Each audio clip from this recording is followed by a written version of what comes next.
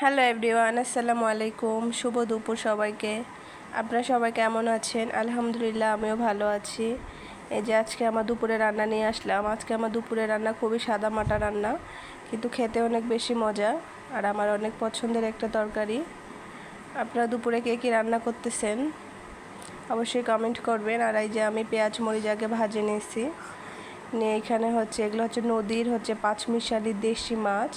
এখানে মাছ আছে পয়া, গচি, ট্যাংরা, শিং, আরও কি মাছ মিলায়ে আছে। আর এই মাছগুলো রান্না করব বেগুন দিয়ে। এই জন্য আমি আগে মরিচ পেঁয়াজ ভেজে নিছি, নিয়ে যে এখানে মাছগুলো দিলাম, লবণ হলুদ দিয়ে একটু মাছগুলো হালকা ভেজে নিব তেলের মধ্যে, শুধু তেলের মধ্যে করে ভেজে নিব। এই যে আমার মাছের জন্য মাছগুলা ভাজা হয়ে গেল।